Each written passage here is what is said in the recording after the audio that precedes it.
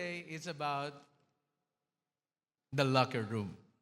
Sabi mo sa katabi mo, the locker room. Amen? Sino sa inyo dito nakapunta na sa locker room? Ano yung pastor? Yung nalock ako sa room? Locker room? Hindi, di ba pag naglalaro ka ng sports, meron yan, di po ba? Doon nagbi-briefing, doon nagbibigay ng instruction yung coach. Amen? Alright, yung last sports fest natin, di ba napakasaya? Amen? Naalala nyo pa ba yon? O naalala mo yung sumiko sa iyo nung laro kayo ng basketball? Patawarin mo na. Ano po?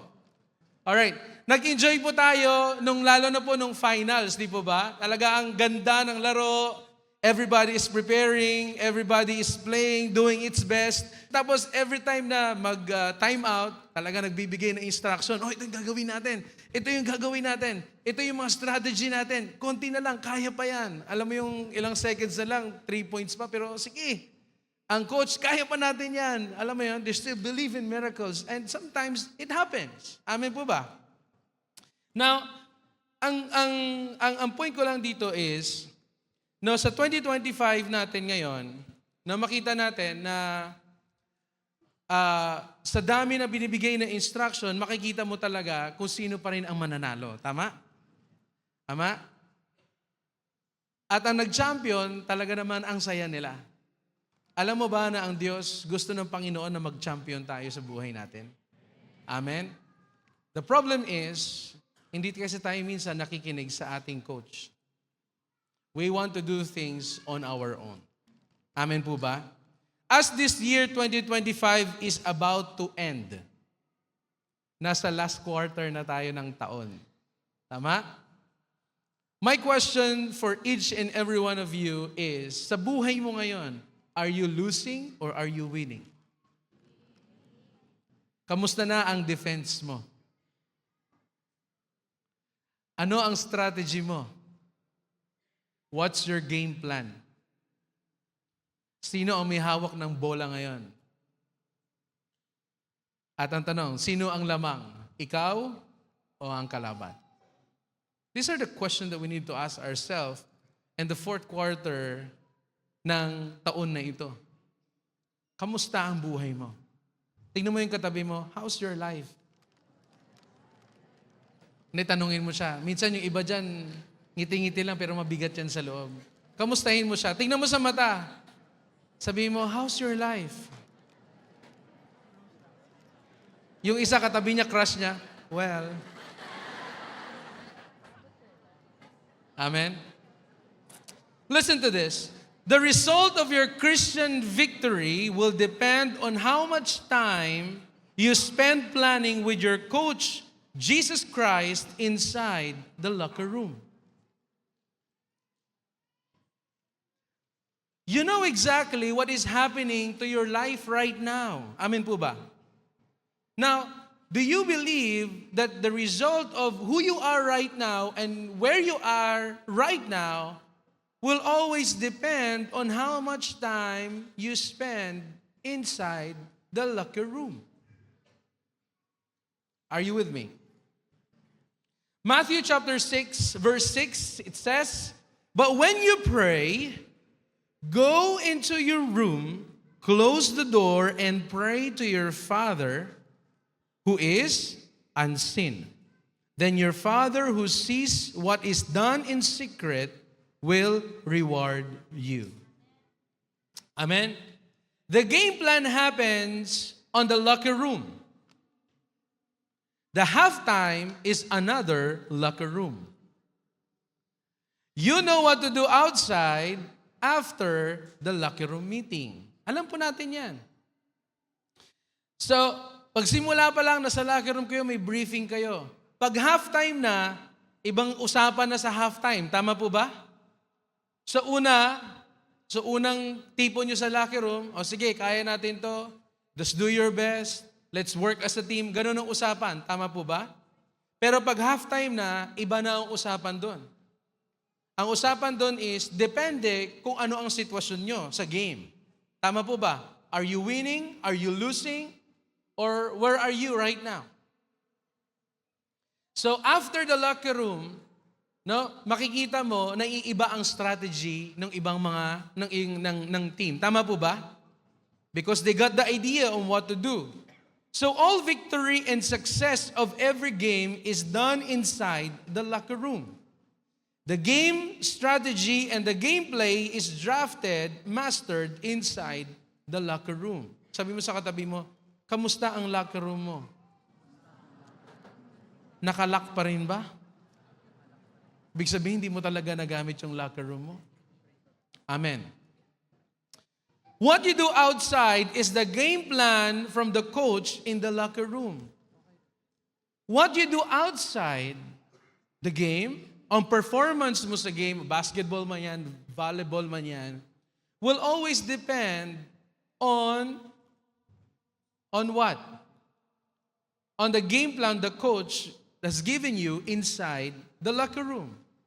Katulad ngayon, ano man ang sitwasyon mo sa buhay, depende yan kung gaano ka tagal nag-spend ng time mo nakiusap sa coach ng buhay mo. Alam mo ba, napapansin ko, marami mga tao naghahanap ng life coach. Tama? Life coach sa financial. Tama po ba? Financial advisors. Walang masama po doon. Relational advisor. Ang dami. Yung iba, naghahanap ng relational advisor, sila yung nagkatuluyan. Di ba? Ano ba yan? Pero, still, it's good to have those, but at the end of the day, life is still not improving still. Tama po ba? Bakit kaya hindi nag-i-improve pa rin ang life? Why? You're looking for some other coach, but you miss to look for the one who is the life giver. Sino yung life giver? Jesus Christ. He should be our life coach. Siya dapat ang coach ng buhay mo. Tignan mo yung katabi mo. Kalabitin mo, sabihin mo, si Jesus ba ang coach mo?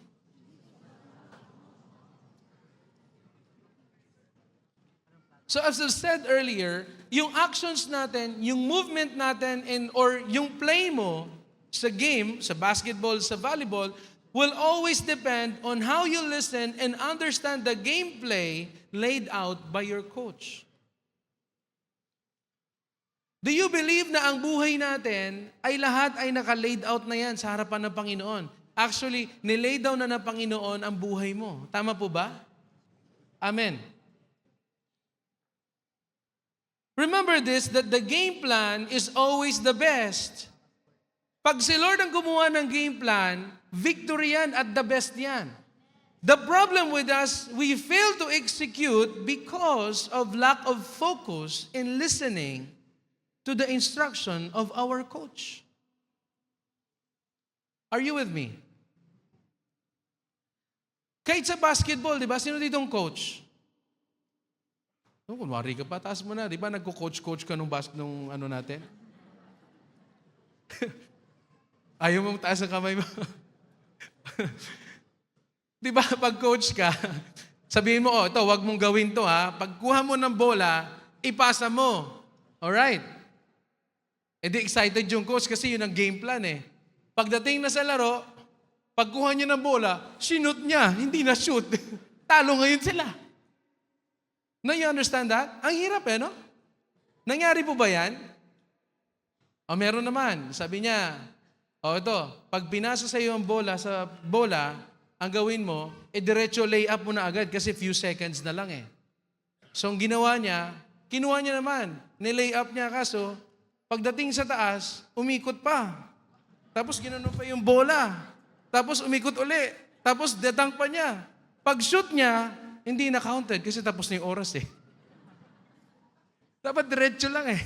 Madrama, masyadong marami, mapapil eh, no? Sabi mo sa katabi mo, huwag ka kasi masyadong mapapil.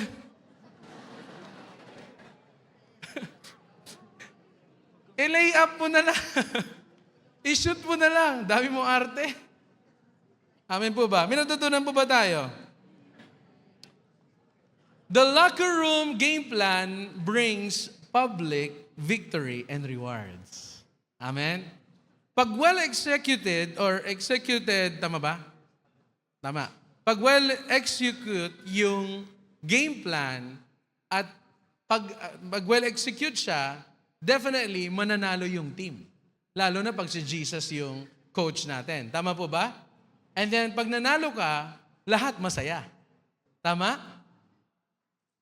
So you need to be attentive to the coach, which is our Lord Jesus, His game plan and strategy, which is the Word of God. To beat the enemy, we must be well learned. Ano ibig sabihin? Dapat tayo ay makinig sa instruction na binibigay sa atin ng Panginoon at intindihin natin kung ano yung kanyang instruction sa atin.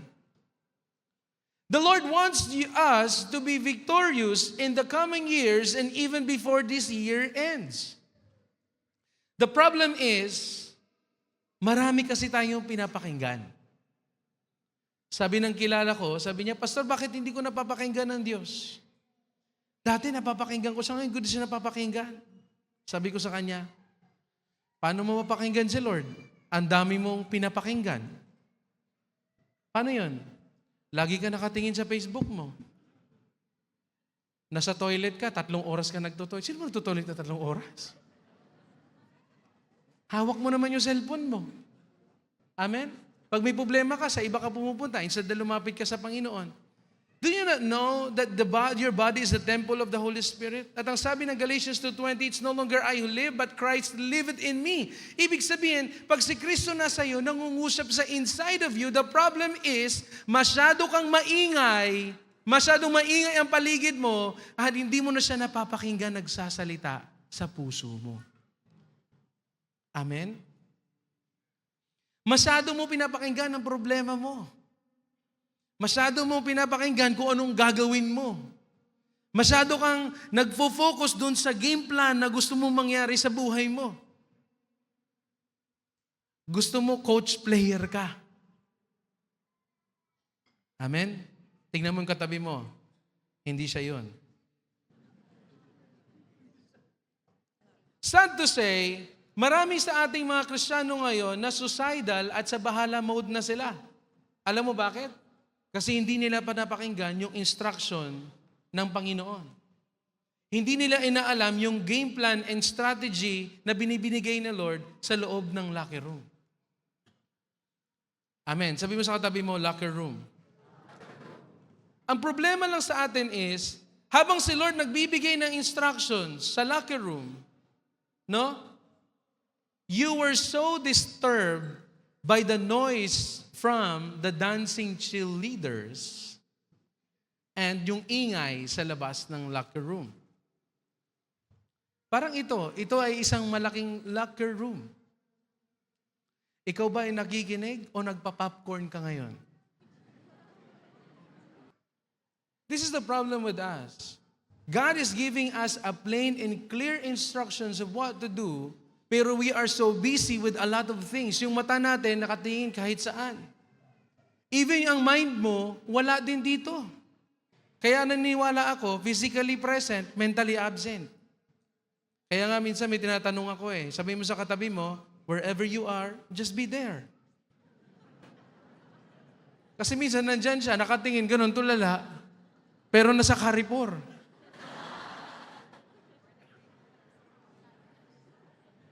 Totoo ba to? Lahat ng, naniniwala na totoo sinasabi ko, magsabi ng amen. Alright? Remember this, that the enemy will do its best to ensure that you fail and lose your game. Kaya nga, gagawin niya lahat para ma-distract ka. Gagawin niya lahat para hindi ka makapag-focus. Nangungusap ang Lord sa iyo habang nagde-devotion ka. Habang nagsusulat ka ng devotion mo, may nag-buzz sa telepono mo. Alam mong messenger yun. Alam mong may nag-comment sa Facebook mo. Naglalabang ka ngayon, Bible, Facebook, Bible, Facebook. This is true. Yan ang mga strategy na ginagawa ng kalaban para ma-out of focus ka. Amen? Minsan, Bible study. Dapat nasa Bible study ka, ba't di ka nakapunta? Brad, may ngayon, meron ditong part-time, 200 per hour. Ay, saan yun? Hindi mo alam na yung topic sa cell group mo para sa iyo yan to survive the next day. But you listen, na caught up ka dun sa strategy ni Satan sa buhay mo. Kaya alam mo ba, totoo lang, in every single buhay natin, seconds, dapat tanungin natin si Lord eh. I-involve natin ang Diyos sa buhay natin. If we really appreciate God, that He is good, that He is faithful, that He always there for us, I think it's better for us to always acknowledge Him. Amen? Acknowledge natin ang Panginoon sa buhay natin. Lord, ano ba ang, makikipag-business meeting ba ako sa tao na to o hindi? Pag negosyante ka, hindi lahat ng nakausap mo ay best interest sa business mo. Hindi niyo ibig sabihin? You need discernment. Yung iba dyan, magte-take advantage lang sa'yo. Akala mo business, utang pala. Hindi yari ka. Amen po ba? Now, we praise God. Ang kagandahan lang ito is, napakabuti ng Diyos natin. No? We have our best coach. Sino yun? Our Lord Jesus Christ. Alam mo bakit best coach siya? Because He is our champion. Amen? He is our overcomer. Ang ating Panginoong Jesucristo, He wanted us to be champion in the final days ng buhay natin dito sa mundo. Kaya nga siya coach natin eh. Dapat pinapakinggan natin siya. Ngayon tanong ko sa iyo, sino ba talaga ang coach ng buhay mo? Si Lord ba o ikaw? That's a question to each and every one of us. Sino ba talaga ang coach ng buhay mo? Ikaw o si Lord? Kung maraming sablay, definitely ikaw yan. Tama? Now, ano ba yung nangyayari sa loob ng locker room? Sa loob ng locker room, lalo na pag during the halftime, yung coach, ang gagawin niya, bibigyan niya ng few minutes to rest yung kanyang mga players, to rest. And number 2, they're going to what? They were going to discuss the areas of improvement according to the team's performance. Tama po ba? Sabihin niya, o ikaw, medyo mahina yung depensa mo, lakasan mo yung depensa mo. No? Tapos, ang gagawin nila is, they will plan how they can improve their gameplay sa next quarter. Tama? And beside that, hindi lang yung gameplay nila ang pinag-uusapan or game plan nila ang pinag-uusapan nila, they are also discussing about their opponent's game plan. Yung performance ng opponent nila. Inaalam din nila yung gawa at laro ng kanilang kalaban. Amen po ba? May nakita ko, may narinig ako habang naglalaro sa ating sports fest. Sabi niya, ipasok mo sa ganito kasi hindi lalaro si Kwan. Tama ba? Wala silang shooter ngayon. Pasok mo. Oh, gagano-ganon sila. Alright? Bakit? In order for you to win, you need to know what are the weaknesses of your opponents. Tama po ba? Sa volleyball, di ba mga volleyball player natin, hindi lang basta nagsiserve yung iba. Yung iba, binibigay talaga nila ang bola sa hindi marunong sumalo. Tama? That's a strategy. Kasi alam nila yung opponent nila. Ano ang strength at ano ang weakness. I would like to tell you today that our enemy has a 3-point strategy. Ano, Pastor? Alam mo ba ang kalaban natin has a 3-point strategy? Alam mo yung strategy niya? Let's go to John 10:10. It says, the thief comes only to steal and kill and destroy. I have come that they may have life and have it to the full. On the other translation, abundance. Everybody say abundance. Satan has a 3-point strategy. And some of us, we are aware of this, but nonchalant lang tayo. Do you agree? Do you agree? Well, everybody's doing it, Pastor. My life is like that. Okay lang. No. If you want to be successful and victorious, we must need to identify and be aware of Satan's 3-point strategy. Number 1, what is that? Point 1 is to steal. Ano bang kailangan niya i-steal sa buhay mo? Opportunity, business, promotions, blessings? No.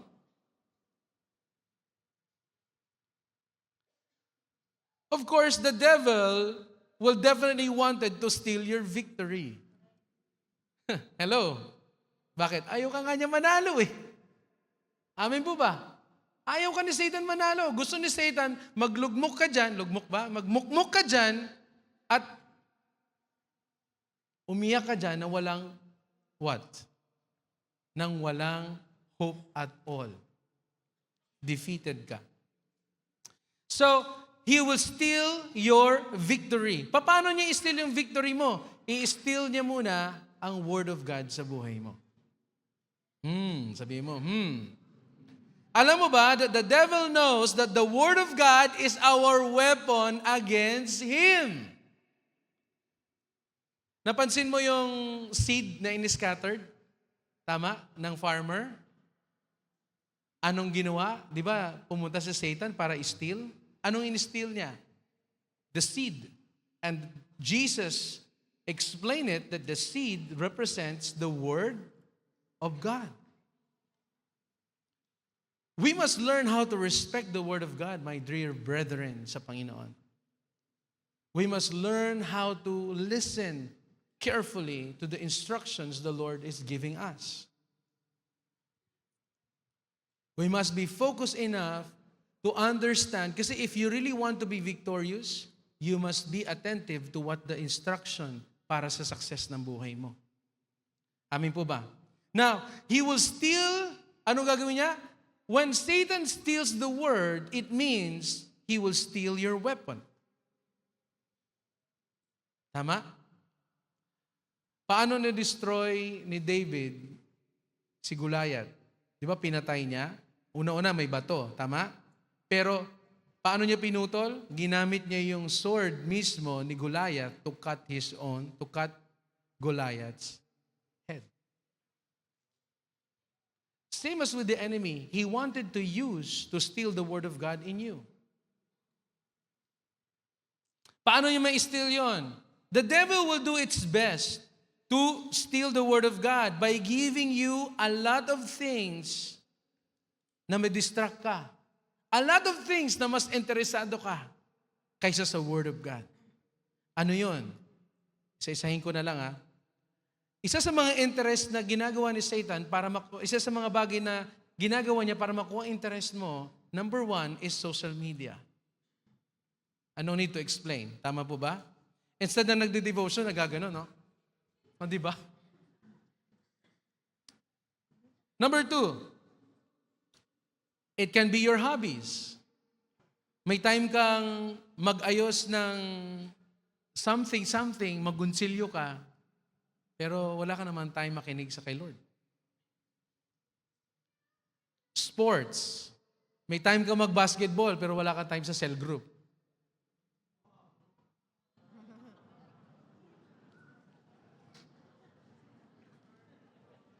Dapat preach on. May time ka mag-volleyball, may time ka sa maraming bagay, may time ka mag-gym, pero sa cell group, wala. Pastor, kasi nagpapalakas tayo. Amen? Ito, don't get me wrong with this.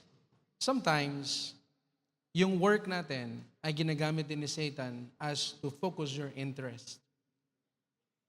Lalo na pag you are working hard for promotions, the deadline is left and right. Tama? Making you too busy and too tired and exhausted so that when you reach home, you will say, Lord, I'm tired. Then you sleep. Ibig sabihin, you have a valid reason to say, Lord, di mo na ako magbasa ng Bible. Lord, di mo na ako mag-devotion. Lord, alam mo naman, Lord, di ba? Pagod na pagod ako para naman to, Lord, sa family. Tsaka pang tithes din to, Lord. Ginamit mo pa yung tithes? Do you understand what I'm trying to point out tonight?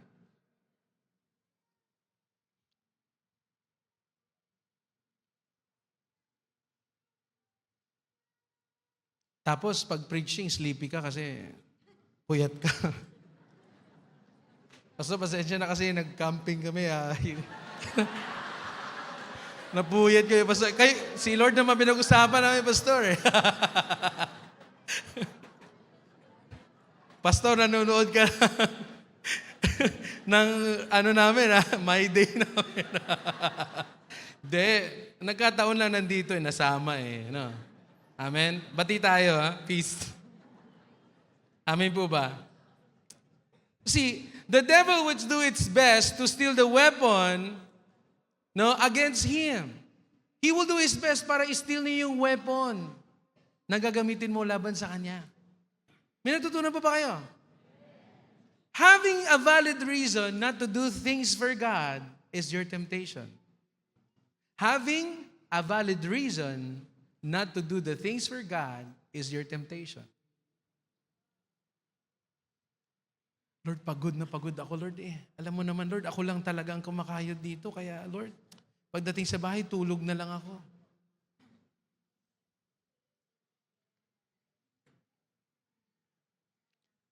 The whole day, wala kang Word of God. Imagine that.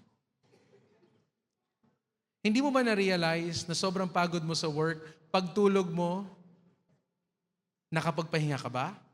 Probably. Pero paggising mo, ano na sa utak mo? Work.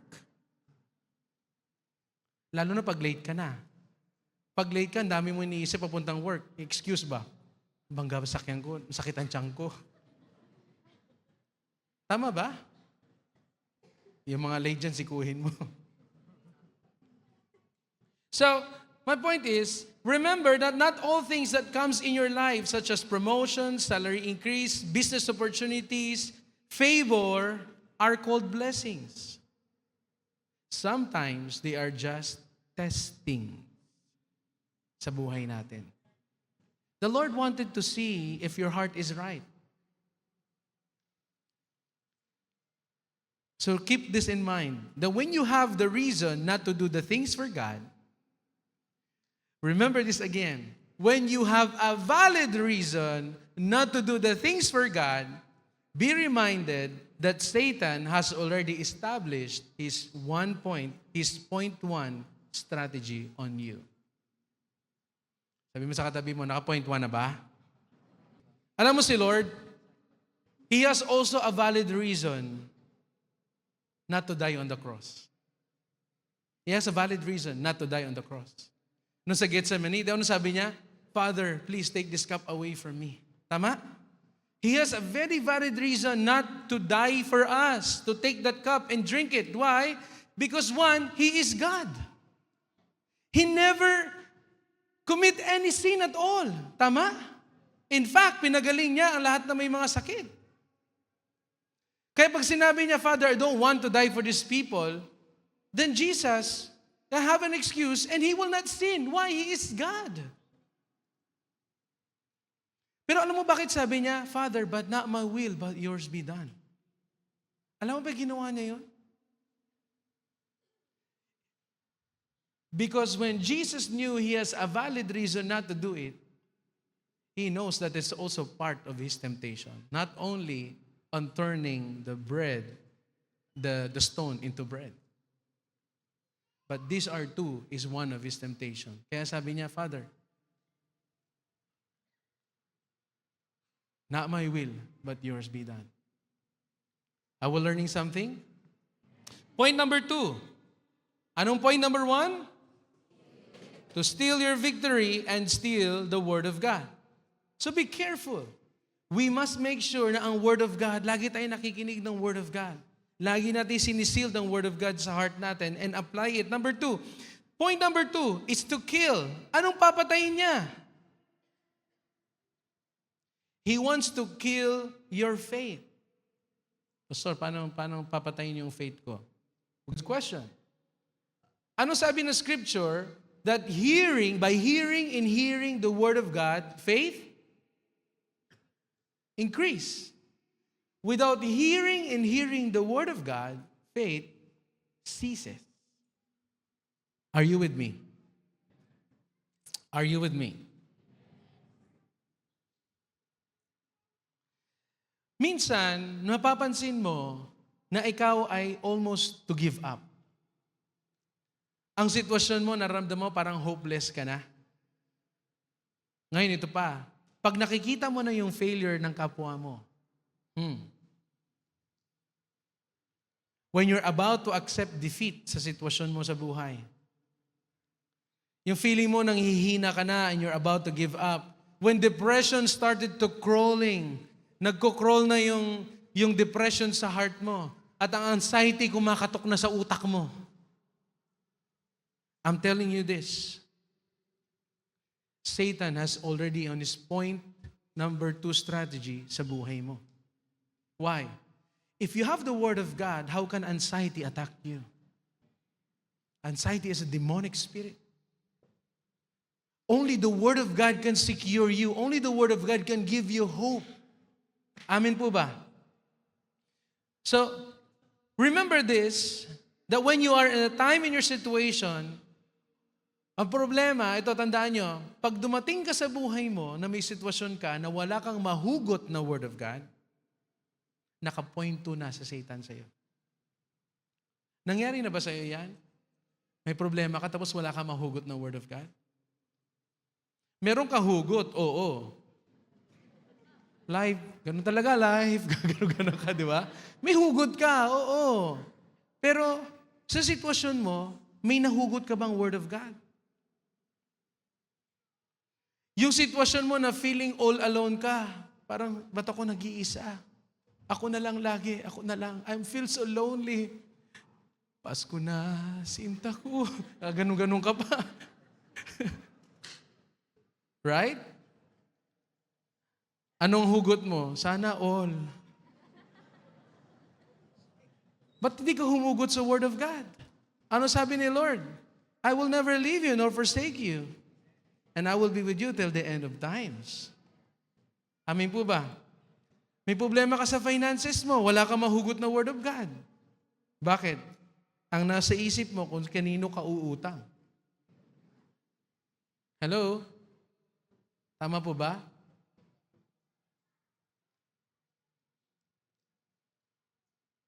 Pag may time na dumating sa iyo na blanco ka bigla, spiritually, wala ka mahugot na Word of God, naka-point 2 na sa Satan sa iyo. Tangin mong katabi mo. Tingnan mo lang siya. Andiyan ka pa ba? Makinig tayo. What's point number 1?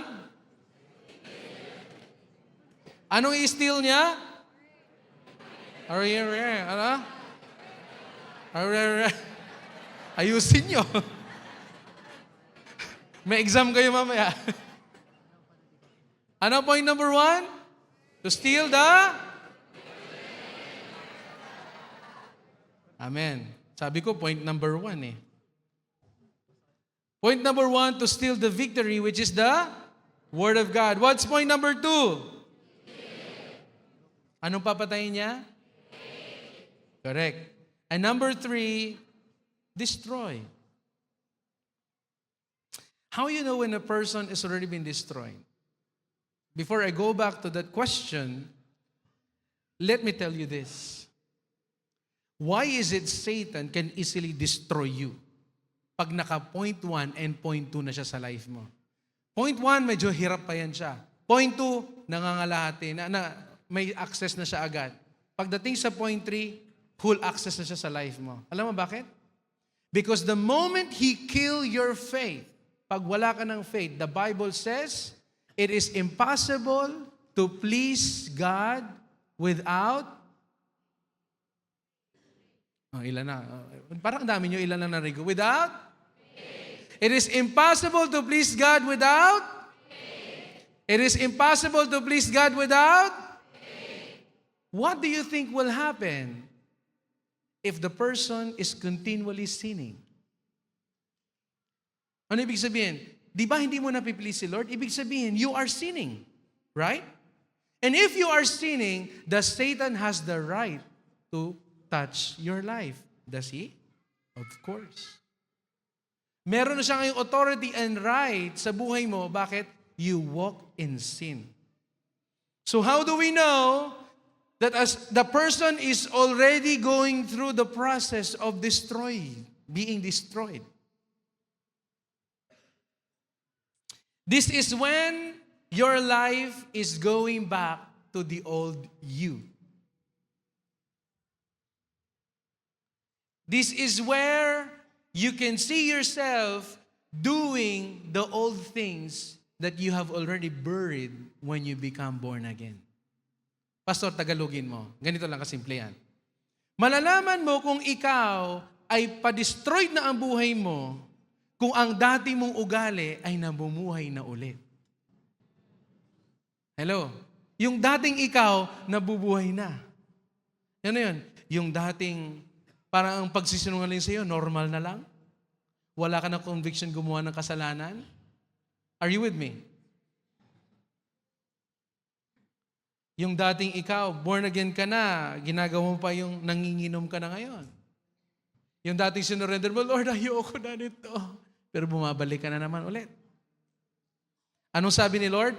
The old has gone and the new has come. Ngayon, binaliktad mo. The old has come back to life. And the new has gone. Ganun ba? Sabi mo sa katabi mo, huwag mong baliktarin, my friend.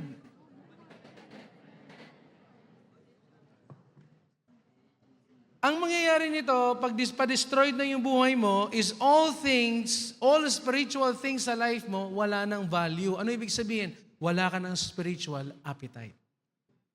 Pagdating sa cell group, tsaka na, dito muna tayo. Prayer meeting, dito tayo sa beer meeting. Alam mo yung beer meeting? Yung may kulay dilaw? Ewan ko ba, parang ihi yun, ba't yun iniinom?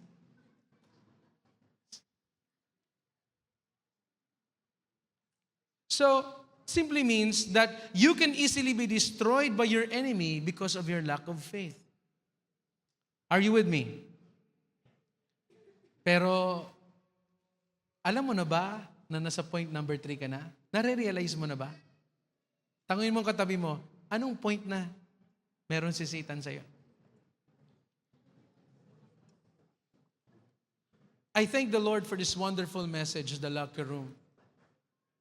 Simple lang siya, pero it reminds you of greater things. That your success for next year will depend on how you spend so much time inside the locker room with your coach. Kaya pasalamat tayo, meron tayong life coach. Amen? Palakpakan natin ating Panginoon Jesucristo.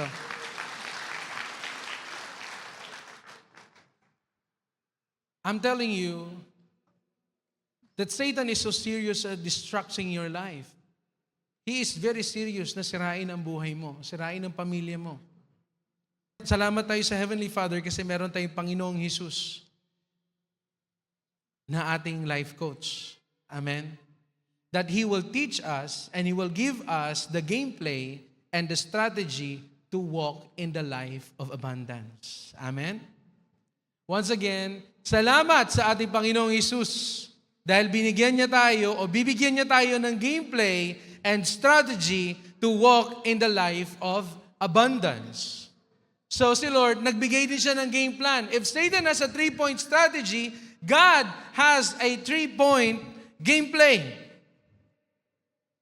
para matalo natin ang kalaban. So our game plan is the opposite. Ano yung game plan natin? Recover against the steal. Amen? Palakpakan natin Panginoon. So, recover against steal. Ano yon? If Satan is keep on stealing, ano gagawin mo? I-recover mo lahat ng mga ninakaw niya sa'yo. The Word of God. Ano? Balik ka sa Bible. Balik ka sa Word of God. Balik ka. Balikan mo yung mga promises ng Lord sa buhay mo. Amen. Do your devotion again.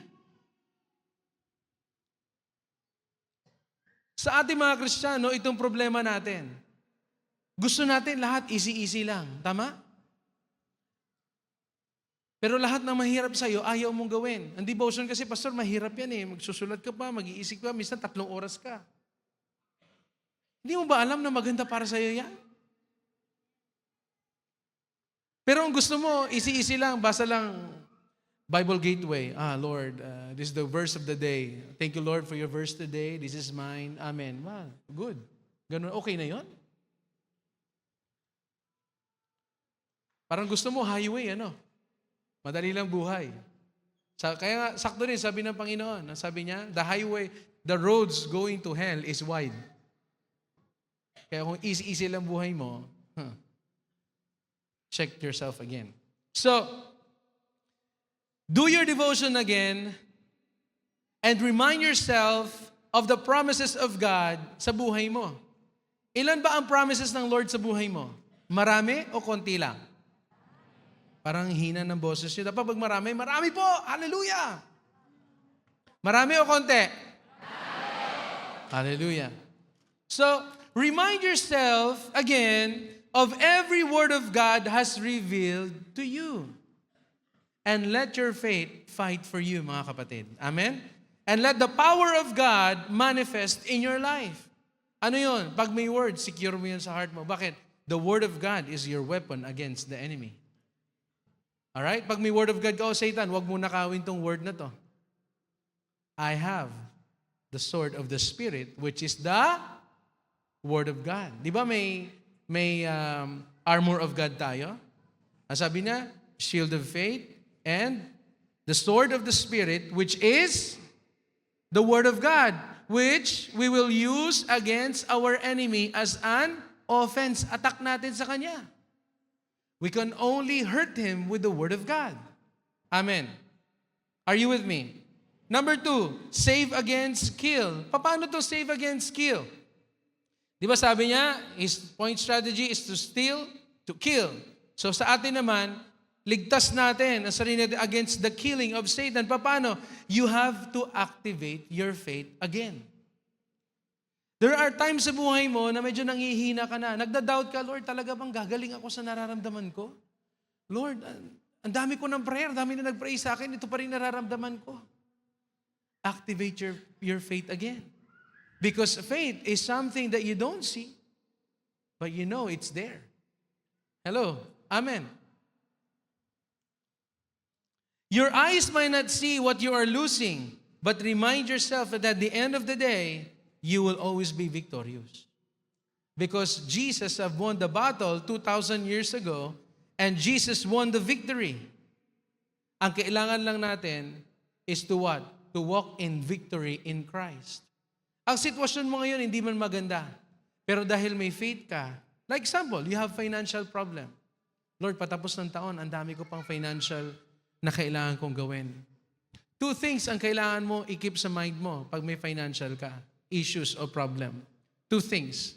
Number 1, is it a cause of consequence? Or wrong decisions na life mo, or trials. Hindi lahat ng financial issues natin sa buhay ay trials. Some of them are consequences. Bakit? Dapat magbayad ng utang, di ka nagbayad. You spend more than what you gain. Amen po ba? It's called mismanagement. But the Lord still promised, you can surpass it. Why? Tutulungan ka pa rin ng Panginoon kasi mahal ka niya eh. Alam mo bakit? Kasi may coach tayo. Dapat lumapit tayo sa locker room. This time, mga anak ng Diyos, let's go inside the locker room and ask God, Lord, what's your game plan for me? Yes, Lord, nagkamali ako, nagkaroon ako ng mismanagement. Lord, teach me what I need to do. Give me step by step para maligtas ako dito sa sitwasyon ko na ito. Amen? So, save against kill is activate your faith. You don't see it, but trust God. You know that He will do it. Amen po ba?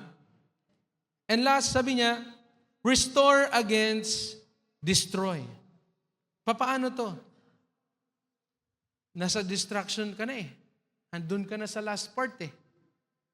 But you know, kahit nandun ka na sa pa-destroy na yung buhay mo, God, because we have a beautiful, wonderful life coach, our Lord Jesus Christ, sa sobrang mahal niya sa atin, nagbibigay pa rin siya ng hope sa'yo. Kung ikaw yung buhay mo ay nasa point number 3 ka na ng strategy ng kalaban, Jesus is telling you today, ano sabi niya? Confess your sins, for He is faithful and just to forgive. Confess and repent from all your sins. Amen? Palakpakan natin ang Panginoon. Our remedy against destroy is simply repent, confess your sin before the Lord, for He is faithful and just to forgive.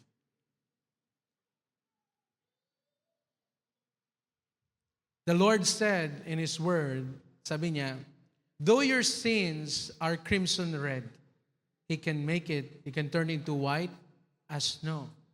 Ang snow po, napakaputi. Nung pumunta kami sa Armenia, talagang ang sarap magbato. Ang linis. But you know what? The Lord can always make you whole when you go back to the locker room. Sabi mo sa katabi mo, balik ka na sa locker room. Ulitin mo. Kasi natutulog na siya eh. Isingin mo, balik ka na sa locker room. Amen? The game plan of the Lord Jesus Christ for us is actually a game over battle against the enemy. But few perceived it because of lack of attention from the locker room. Again, basahin natin. 1, 2, 3, go.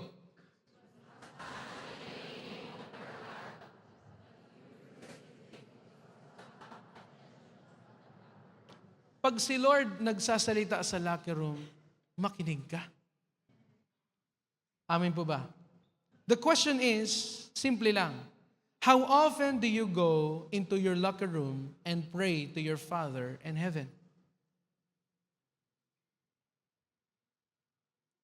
As the final days of the year is about to end, my brothers and sisters, it's the end quarter for this year. Your victory will always depend on how much attention and time you spend listening to your coach.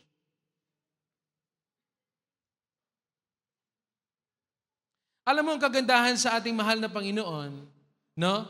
Sa buhay po natin na meron tayong Kristo, we always have the home court advantage. Tama? Di ba sa larong basketball, minsan sabi nila, tawag ba nila doon? Home court advantage, di ba? Ibig sabihin, i-maximize mo yun. Kasi marami kang cheerer doon. Maraming sumisigaw sa iyo. Tapos pag yung opponent mo, marami nagbubu. Tama? Pag sila nagbubu, tapos may mga ganun-ganun pa sila. But sabi nila, make sure you take the advantage of the home court advantage na sinasabi nila. Pero pag ikaw, anak ka ng Panginoon, in every battles ng life mo, in every areas ng buhay mo, or arena ng life mo, that is your home court advantage. Alam mo bakit? Ano sabi niya sa Deuteronomy chapter 11 verse 24? Ano sabi niya? Wherever you set your foot, that is your territory. Amen. Kaya, kung ano man ang nasa table mo ngayon, hindi man siya masarap, bitter man siya, ang palaya siya ngayon, kainin mo. That's your territory. Amen? Palakpakan natin ng Panginoon. So every battleground is your home court advantage as long as you elevate them into a spiritual, because Jesus said, I have won the victory. Amen? So mga anak ng Diyos, go to the locker room. Sabi mo sa katabi mo, tingnan mo siya sa mata, sabi mo, pre, sis, let's go to the locker room. Our locker room is very important for each and every one of us. Our coach is waiting for us in the locker room. Amen? He wants us to shut the world and be with Him. Alam mo ba, ang locker room is malayo siya doon sa court. Tama? Medyo sa likod yun eh. At nakalock yun. Mahina lang yung maririnig mo sa labas.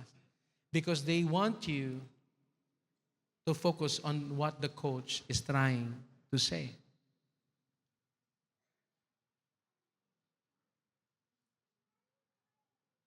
Our coach, Jesus Christ, will show you the strategy to win the game sa loob ng locker room. He will reveal things that can help you overcome your current year and your 2026. He will give you vision for your life. He will give you secret about your future if you go to the locker room. Pagdating mo sa locker room, He will give you orders from heaven. He will show you how to defeat your enemy and how to overcome them. All you have to do is come to the locker room with Jesus. Alam mo ba, masyado ka nang matagal sa labas, kapatid, ng locker room. Nagwa-wonder ka na sa labas ng locker room. Imagine mo, the reason why you cannot succeed in life because probably you are wandering around instead of going back to the locker room. Alam mo may problema ka. Alam mo na hirap ka. Pero instead na pumunta ka sa locker room ang makinig sa Panginoon, saan ka nagpupunta? My dear friend, my brother and sister, saan ka nagpupunta? Are you with me?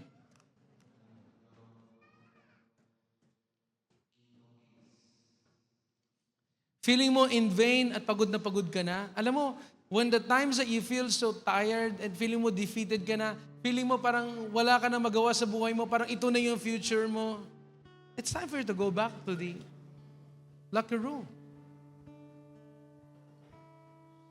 Napapagod ka na sa sitwasyon mo, go back to the locker room.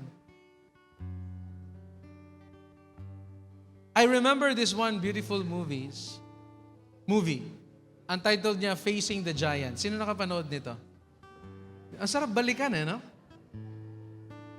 So here's the deal. Maglalaro sila ng championship. So habang naglalaro sila ng championship, ang kalaban nila ay 2 times stronger than them and bigger than them. At mas marami sa kanila. They are just high schoolers, I think, o grade students lang sila. Maliliit lang sila. Ito pa matindi. Mas malaki na yung score ng kalaban. So habang nilalaro nila yung game, halos hindi sila makausad, lagi silang talo sa game na yon. And then the halftime came. Pagdating ng halftime, pumasok agad sila lahat sa locker room. Pagdating nila sa locker room, exhausted yung mga players, defeated sila. Ano ba yan? Ang lalaki nila. Hindi natin kaya silang overcome, Coach. Coach, pagod na ako, Coach. Ako na lang lagi nag-goal. Wala ba akong sub? Lagi ako sumusubok, lagi ako sumasalo. Coach, pagod na ako. The coach was just there, listening to their plea. And then the coach started to give them a game plan. Nung binibigay sa kanila yung game plan ng coach, ito yung strategy natin. Sabi nila, if we cannot defeat them, we can outsmart them. There are times we cannot defeat the enemy, hello? But we can outsmart them. Sabihin mo, you can outsmart Satan. Imagine that, nakuha nila yung word from the coach, and then before they go out from the locker room, they all kneel down and they prayed. Alam mo sabi nila? Father, either we lose or we win, we will still praise you. Lose or fail or win, we will still praise you. Lumabas sila sa locker room. And then the game start. Nung naglaro na yung game, something happened. Ano mo nangyari? The table turned into their favor. Yung number nilang nakastack starts moving. Nagkakaskore na sila.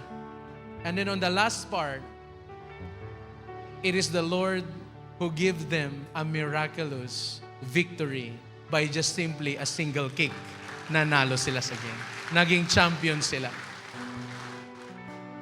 You know, God wants you to go back to the locker room. You've been away for so much time. Ikaw nakakaalam kung gaano ka nakatagal malayo sa locker room. But this time, the Lord is calling you. Go back to the locker room. Pastor, grabe yung nararamdaman ko, Pastor. Grabe ang pinagdadaanan ko. The Lord understood na matindi ang pinagdadaanan mo. Well, in fact, the Bible says that before even the word come out from your mouth, the Lord knows them. That's how much He cared for you. But He wanted you to seek Him first. He knows you have a problem, but He's waiting for you to come to Him. Amen. God is waiting for you to come to Him. If you're going to still staying there and do nothing about your situation, whatever happens in 2025, you're just going to repeat it on the 2026. God is willing, our life coach, Jesus Christ, is willing to give you His game plan. Game plan, yung game plan ng Lord na talagang naka-strategize yan, naka-align yan, crafted properly for you, specifically for you. Ganun gumawa ang Lord ng game plan. May game plan siya para sa iyo. How you will overcome this year and the 2026, you become victorious. Amen? Lahat ng victorious sa 2026 at willing lumapit at pumasok muli sa locker room, tumayo ka at itaas mong kamay mo. Palakpakan mo ang Panginoon. Amen. Praise God. Palakpakan po natin ang Panginoon sa buhay po ng ating mga VIPs. Amen. Nawa ay hindi po kayo kinidnap ng mga nag-invite sa inyo dito. Hindi naman po kayo pinilit. Or kung pinilit man kayo, magandang pagpipilit po yun. Amen. It's not an accident na nakasama namin kayo dito. Sa mata po ng Diyos, wala pong aksidente. Lahat po yun in-ordain po niya. At ang napakaganda po ng topic na shinare po sa atin ni Pastor Mark, it's all about our locker room. So I don't know with you kung may mga locker room kayo, yung yung prayer life po natin, but it's a wonderful reminder for each and every one of us to always increase our quality of prayer life. Amen? And yung communion life natin sa Panginoon. And kagaya po ng namin, parati namin ginagawa dito sa Wi-Fi Win, whenever we have a VIP, regardless of whatever religion you are into. Okay? Hindi po natin pag-uusapan ditong religion, but we just want to introduce to you, okay, a relationship with the Lord Jesus Christ that will save you. Amen? The time will come na darating sa buhay po natin, nakukunin tayo ng ating Diyos amang nasa langit. Kasama ba natin siya or hindi natin siya kasama? Parating yung sinasabi ni Pastor Jem dito, ang kaligtasan, mas mabilis pa siya kaysa pagpunta sa city center. Amen? Dahil you just need to accept the Lord Jesus Christ with all your heart. Amen? And then you will be saved. Sabi po ng Romans chapter 10 verse 9 to 10, if you declare in your mouth that Jesus is Lord and believe Him, okay, sabi niya, and believe in your heart that God raised Him from the dead, you will be saved. For it is with your heart that you believe and are justified, and it is with your mouth that you profess your faith and saved. Sabi nga po natin lahat, Jesus is Lord. Amen. Sabi niya, if you declare in your mouth that Jesus is Lord, sabi niya, and believe in your heart that God raised Him from the dead, then you will be saved. I don't know with you kung na-experience yung yung nabangungot. Naniniwala ba kayo sa bangungot? One time in your life siguro nabangungot kayo, no? Yung mga, di ko alam kung anong English ng bangungot. Pero yung pagka nabangungot ka and then you just declare the name of Jesus, bigla kang nagigising. Naranasan niyo po lahat yun? Ibig sabihin, there's a power in the name of Jesus. Pag tinawag natin ang pangalan ng Panginoong Yesus, and then we will be saved. Minsan, pagka mga near accidents tayo or mga near-death experiences, whenever you call on the name of the Lord, you are saved. Why? Because there is power in the name of Jesus.